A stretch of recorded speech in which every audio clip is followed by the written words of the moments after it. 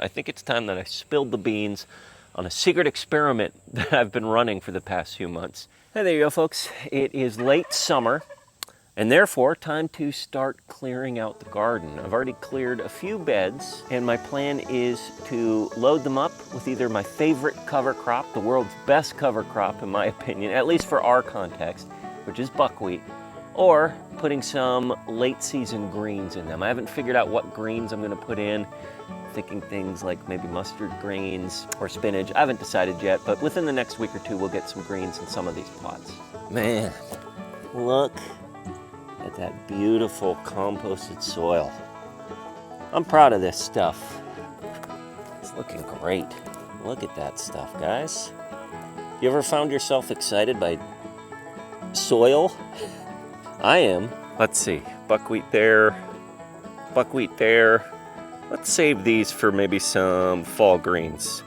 And then we're waiting on a few more of these plots to clear out, probably within the week. We'll probably do more greens in all of these.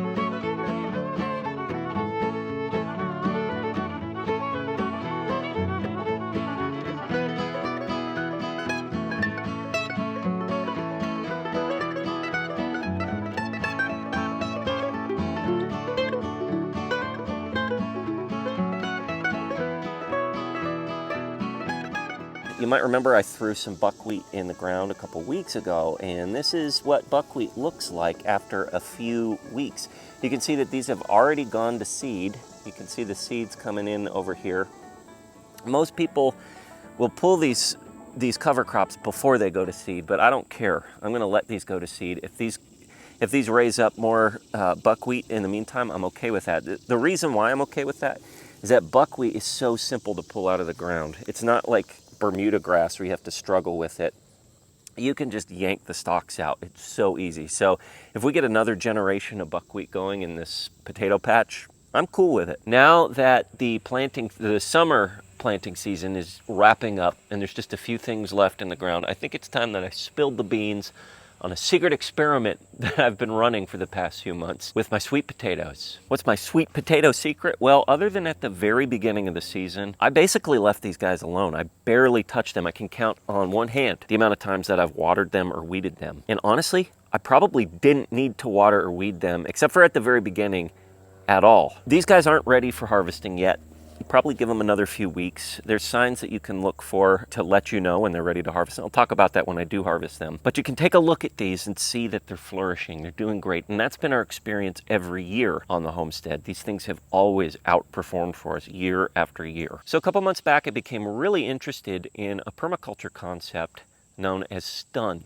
It's an acronym for Strategic Total Utter Neglect. I believe it's from Mark Shepard. I'm sure there's plenty of people watching that are very familiar with this term. It's usually used in the context of orchards or food forests.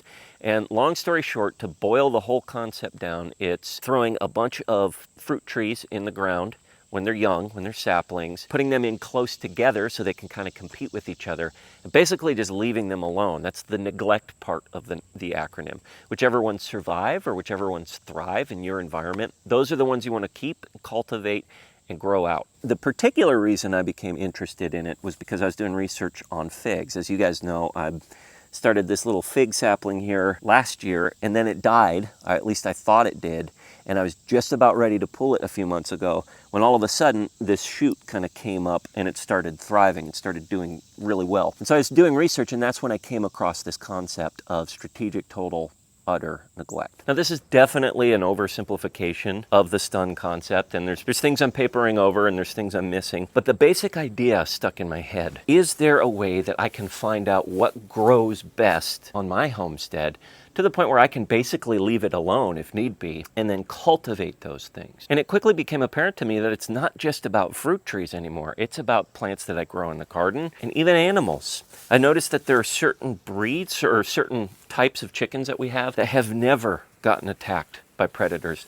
ever. And the idea came to me, if I can apply this STUN method to fruit trees, why not to the types of chickens I raise? Why not to the types of things I put in my garden and grow for my family to eat? It's a form of intentional natural selection, letting nature pick out what you grow or raise on your farm. I started reading stories of people that would intentionally let their chickens go feral. They wouldn't provide them with any shelter, very little food, and after a season or two, seeing which ones survived and made it through. And those are the ones they would breed out.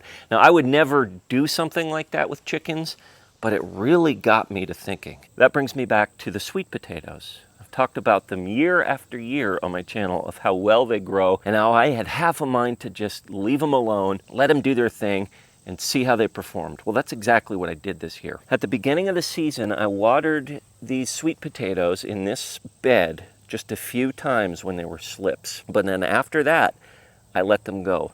There may have been, just in complete transparency, there may have been 1 or 2 times when either myself or Nana Jana or Holly watered them when we were watering the rest of the garden. But basically, we let these guys grow like we would grass or weeds. And so far, they've been doing great. Now, the proof is in the pudding, obviously. I can't make a final determination until we've actually had our harvest and weighed the sweet potatoes and seen what kind of quality those sweet potatoes are. I felt around under here.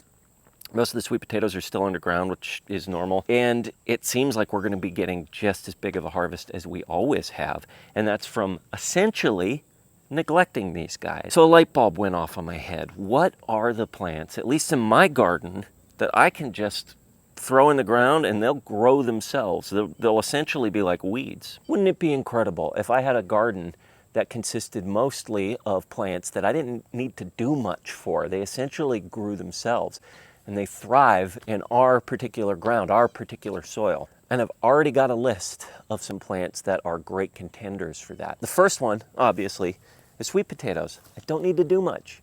I think next year I'm going to be completely hands-off. I might do an initial watering when I put them in the ground as slips, but other than that, I'll leave them completely alone and see how they do. The second plant, I kind of grimace at this because it's not my favorite plant, is okra. Okra grows so well in our soil. We barely need to touch these okra plants and they just rock it up. And that's been the case year after year. We can throw them in the hardest, nastiest clay soil and these things just jump. Now, I say that I kind of grimace at that because I'm not the biggest fan of okra. It's more of a thing for Holly and for Nana Jana. They love okra. I do like fried okra, but just raw okra, it's a little too slimy for me. But I still do think it's important to get a list together of all the plants that do well in my garden, because even if I don't want to eat okra all the time, my animals will. So if I can grow something that's essentially hands-off and use it as a feed source for my chickens, my turkeys, my meat chickens, and my eventual pigs,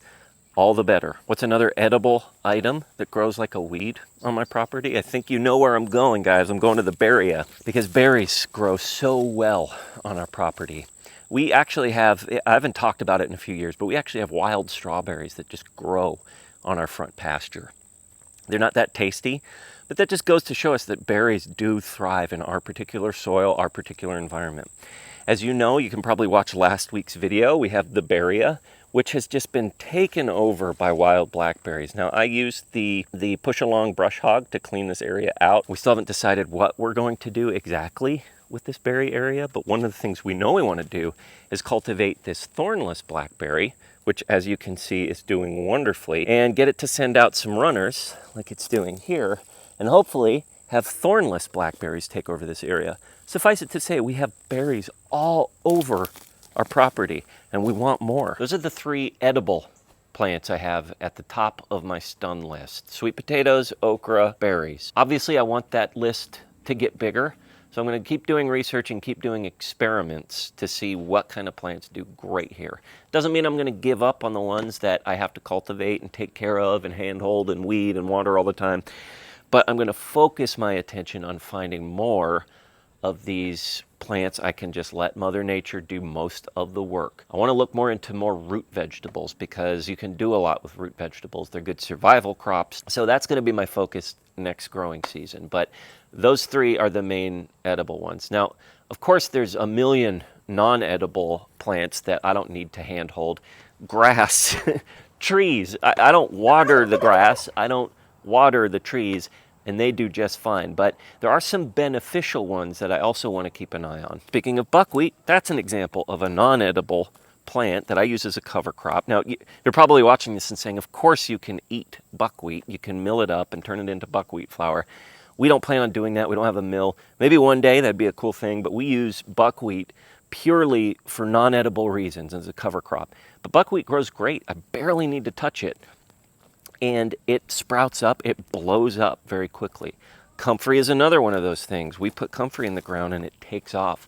We don't eat comfrey, but we use it for a lot of different things here on the homestead. So there's plenty of non-edible plants. We just give a little nudge. We put them in the ground, maybe do a little bit of initial watering, and let Mother Nature take care of the rest here on the homestead. And to the fig tree that started this whole exploration, hopefully I add him to the list and we get a bunch of fig trees here. But for now, we'll see how he does.